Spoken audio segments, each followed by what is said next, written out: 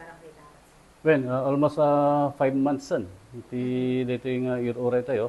Dadyan ay complainant no katno i-file tayo dadyan ay kaso tano hasta kita mako tayo dadyan ay justice ngay bagba tayo dadyan ay napasama dito yung amada.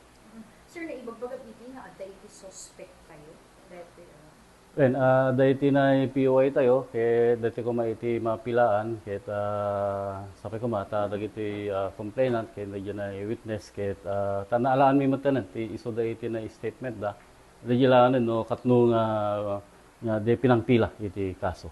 Ngam iti biyang iti pamilya sir, kasanod koordinasyon nyo sir, na maaramid ka kung kastak at nananay ang mabilaan ti kaso dati sa Kanayon mo't iti coordination mi ngam dadya lang arod kunado mo't nga iti iti kalikaguman ngam hamot nga iso ti rason so danto mo't siguro iti panaka-convincer kada tano malawlawagan daw no satno tayo nga mai-push through iti nga kaso.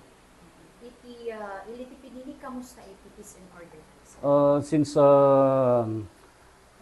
comment dagiti daddo malamat nga insidente like dagiti may report nga nabartik nga respondan mi ulat tamat although idawat mi mat kuma iti barangay council barangay officials nga iso daw iti muno na nga magresponde kada kita and anyway mimat nga